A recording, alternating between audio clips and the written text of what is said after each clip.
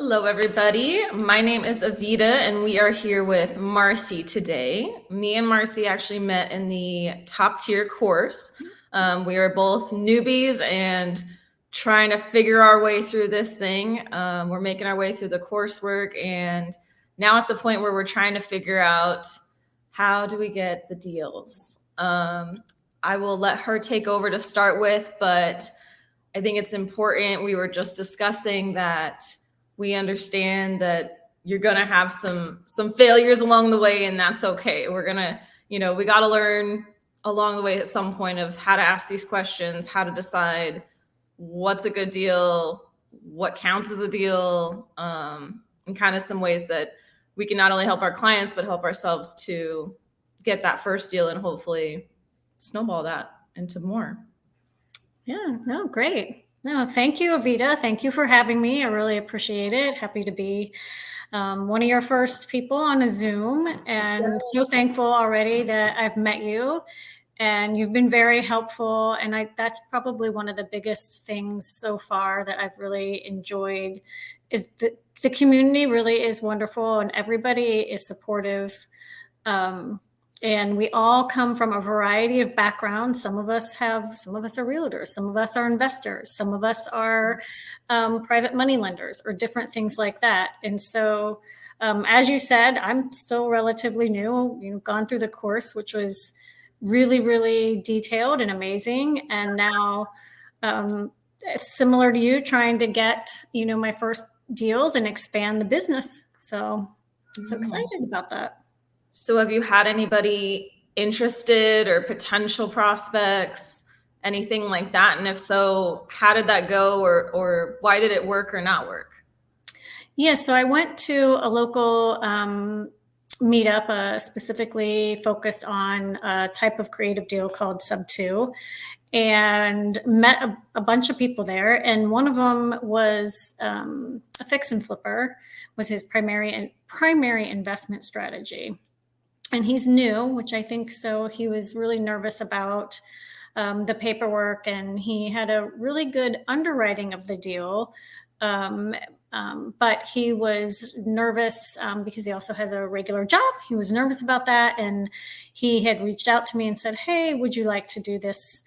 Be the TC, what are your prices? How does it work? So I had to send him our disclosures so that he understood what a TC does typically and what a TC doesn't do and the prices. And he was on board with that. He was, making an offer. And unfortunately, a couple of things happened. He did make an offer, and initially the offer wasn't accepted. It was too low. And then the second portion was that he was working with a realtor, and I believe because that realtor was also going to represent him, I think he ended up not really needing my services. But it was a good learning of how to present yourself, and we still stay in touch, and I'm sure that maybe if not now, down the road, something might work out. Now, let me ask you this. When he came to you, you said that the offer didn't go through. When he came to you, did he have a contract that you guys went over in place already for the deal? Not necessarily for your services, but. Right. No, he did not. He had written it up, but he hadn't submitted it to the, he was actually working with a wholesaler already. Okay. So he had written it up when he came to me, and he, most of it, and he just had some final touches. So that was good that he had already done that. But he did ask for my opinion on, he's like, well, what do you think about these numbers? And, I know that that's a different, in TC world, if we're not an investor, typically that's not something that we do. I think, if that's up to each individual TC. I say, I give my disclosures of, this is not my deal, but, and I say, happy to help you, kind of talk through it, but ultimately it's, his deal to make a decision on. That's one where you'd almost have to go pair with another investor, who's learning, that can say, hey, this number doesn't make sense because XYZ. No, I think that's important. I asked that because so I had over the last week or so, I'm learning the importance of having a contract. I thought I had it. You know, we go through the course, they drill it into us, contract to close, contract to close. Yeah. Yeah, I thought I was good. I was not. I slipped up a little bit. Didn't mean to, you know, but I've learned a lot. So I had somebody, they are a sub-2 student, who brought me a deal. I've been talking to them a little bit. So I think maybe that's it too. I felt more comfortable, you know, and they were like, hey, we got this thing under contract. Escrow is open. The EMD has already been paid. Okay. And so I think that also gave me a little bit of false security in a sense, you know, whether I realized it or not at the moment, where it was like, okay, cool. They're going to bring me the contract. This is already open. You're so used to, like, sometimes people don't have anything done. Yeah. Right. Like, it's like, well, then you don't have a deal. We can't help you. There's no deal here to help you with, you know? Right. Yeah. Well, in the following days, it went from, I thought it was going to be a cash transaction essentially. And maybe like some people are bringing in some money. Okay, I can deal with that. You know, I'm thinking of coming in like maybe a level 1.5, you know, of like, we can do this. All right. And I had just spoke to you around that time. And then as we start going, there's so many names thrown around. And so I'm kind of trying to put the puzzle pieces together. And it was like, hey, you know, have you guys talked about a JV agreement? Well, yeah, me and so-and-so are working together. And then we've got so-and-so for this. And so when I tell you, I was trying to take notes and I'm just like, I don't know who's involved in this thing, you know? So eventually we hop on a Zoom and I'm like, you gotta lay this out for me. I need to draw out the map, you know? And so I did almost like a pace style of like, okay, person A. Then I realized it's a wholesale deal. Okay. All right. When it came down to it, there was the seller, there's the middleman wholesaler, the buyer end was comprised of 3 of them. Okay. So now I had 3 people involved. I'm dealing with one of the 3. Okay. A second person is the one that opened escrow. Okay. And then there's a third involved. It's already complicated. Oh, yeah. Yes. Each of them had their own lenders that they were going to bring in. Okay. Private money lenders, or? There was going to be one hard money for the purchase of the property, and then 2 separate private monies. Okay. So as I started swearing this out, I'm like, this is a lot. Like, so you know, to your point, the group has been amazing. It's been awesome to be able to just go in and be like, hey, this is where I'm at. Does this sound right? And so I kind of started asking questions, and we were kind of playing I was hunting down who's involved in this thing. I actually got a hold of the escrow officer. My concern as I started to go, and I'm like, my gut concern was telling me, I'm like, do they even know about my buyer? Started to hit me.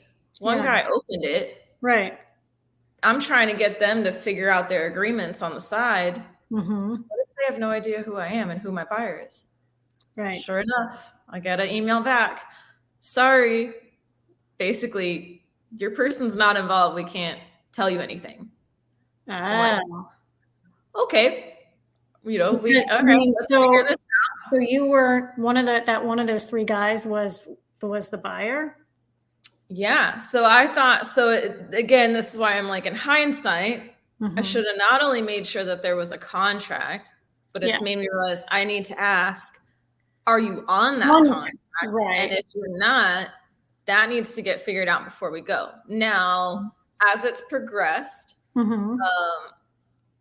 the 2 have decided not, potentially, this is kind of a current deal, but they might not go forward with the third person. So I think it kind of worked out in a way. But it was one of those, like, each day we're finding out more and more details, you know, and we throw out suggestions and it's like, nah, we can't do that because of this.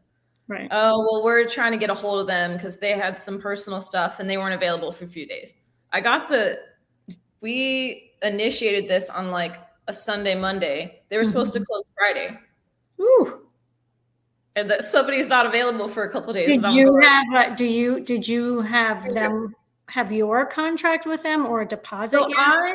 So this is an interesting point too. And I'm like, I feel okay with how I feel really good about how I handled it. Because I think this is part of being new. Yeah.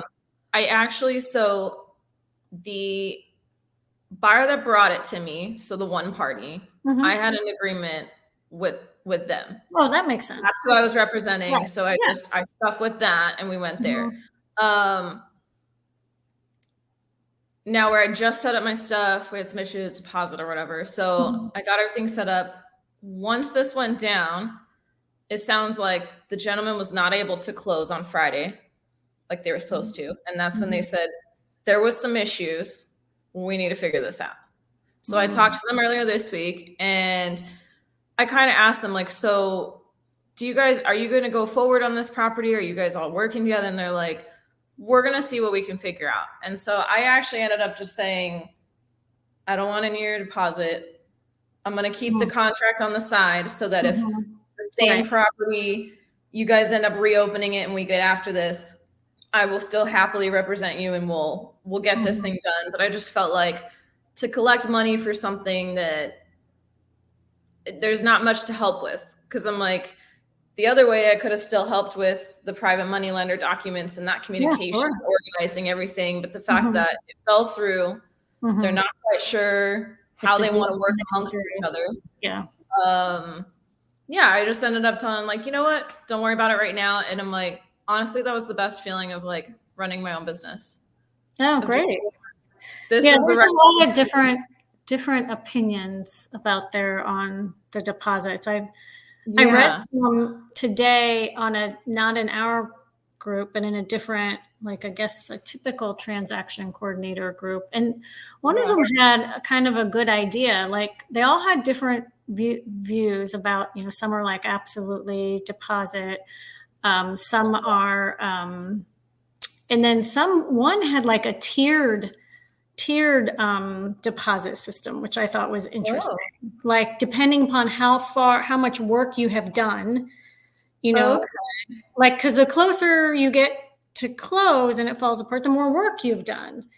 And I was like, oh, I thought that one was to me, it was the most interesting because, we're new, but we're still spending our time and trying to help. And you at the same time, you don't want to be, they're trying to do the best they can. Right. But so I don't know. I thought that was interesting. No, I feel like I'll have to look into that. Cause to your point, I'm like, I know there's going to be mixed opinions on what I did. Yeah. You got to feel good at the end of the day, though. Some of it was also a mix of like, honestly, I would have the deposit right now. Yeah. I was looking into some stuff on how, my end was set up. It was good. They were perfectly happy paying me. And I just decided, you know what? I just feel like in the long run, this is what I want to do. But I also realized the other side of that is being careful and not, to your point, putting in work. The idea of the deposit is that like, you're not putting in this work and then you're just left high and dry off all these things. Right. But I figured on the beginning start of it, I'm like, I just think this will end up much more rewarding in the long term instead of being like, you need to pay me. And by the way, nothing might even come of this. Right. No. So I'm like, I feel like that's where we get to kind of have that flexibility to kind of circumstantial. But I mean, I think it's good people know too that like quite often people do take deposits up front and that those amounts vary. Right. I mean, I feel like this is still a business, I'm like, and it's very different. It is a business and it's very different from traditional TC, I think is also something I see a lot out there. We're not paid hourly. We have typical operating expenses and creative deals are, do have a lot more players typically, and things like that. So a lot more things to look at. And that's why I think the course was, super helpful to go through, lots of, just resources and things for us. because it's a process, right? You know, like there was another guy that reached out to me and asked if I had done specifically a sub 2 wrap. And well, I'm confident that I could do it because of the community and my own personal background just in project management. And while I'm not a super seasoned investor, I do have one. So I feel like I could have done it, but they seem to be uncomfortable with that. So I didn't get that deal. And explain, what is a sub 2 wrap for people that don't know what that is? Yeah. So my understanding, I don't. Right. It'll help us learn by teaching others. Yeah. So if I get it wrong, so you have your typical sub 2 deal, right? But if you need to then also have the ability to wrap that mortgage around, like if you have, I guess I'm used to seeing like the hybrids. If you have someone like you have their mortgage payment, but then you also need to finance the down payment somehow, and then you take those two and you put it together, and they're like wrapped all together in one loan or package, right? You're wrapping that second loan around the initial. Yeah, that's the way I understand it. Is that the way you understand it? Yeah, no. That's exactly how it is. Like subject to of like you're taking over the property subject to the existing loan, and then you're wrapping another loan around that current loan as well. That's how I understand it. And if not, I'm sure we'll be corrected, and that's okay. No. That's good though. I feel like I said, each time somebody brings something to you, you learn a little bit more. And like I said, I'm like, just these that we talked about, I'm like, I think that is the big separation, is that you made a very good point in that creative TCs and traditional, and you can dabble in both. Oh, sure. But they are very different. And also a TC to a real estate agent compared to a TC and what we're working as a unlicensed assistant and with mainly creative style deals, they are two very different things. And I think that's something that we're all kind of learning as we go, and learning better ways to explain that to people. Because I do think that's the values. I mean, we're new, and all the deals we just talked about had so many moving parts, I mean, wholesalers, private money lenders. I mean, and this is just figuring out who's even in the deal. We haven't even gotten into anything, And then title companies, don't all know how or know all the intricacies of a creative deal, because, the vast majority of the deals out there are your typical traditional, right? But when you get into investing, and with the interest rates where they are right now, creative is just becoming much more of a viable opportunity. So they're just not as used to handling those and the intricacies involved. And I feel like that's where too, like TCs or the people in our community are becoming very valuable, is because we're learning to connect the dots between the investors and trying to interpret what they're trying to do. And then how do we make sure that falls within the lines of protecting them, protecting the seller, and then still following the rules, if you will, of title, escrow, just the law in general, of keeping everything sorted, and or having, like you said, the resources to say, hey, we can do this. I've got somebody we can ask, or, hey, we know an attorney everywhere. We've got a TC at this point, it's like all 50 states. We know attorneys, title, escrow companies. There's TCs that have done deals. And I feel like that's the value. The network is huge. Yeah. It's not just necessarily the process, but it's how we expedite the process with our resources, of being able to bring it to a group and know that almost immediately we can have multiple solutions to whatever crazy thing you've got yourself in. Somebody has done it. Somebody has been through it before, most likely. Yes, most definitely. Well, hey, I think we will call it here. I very much appreciate your time, Marci, and hopefully we can continue chatting more and figure out more of what we're learning, and we'll have way more stories to discuss. That's and right. hopefully help others with our experience. Absolutely. Thanks for having me. Of course. Take We will care. talk to you soon. Okay. Bye-bye. Bye.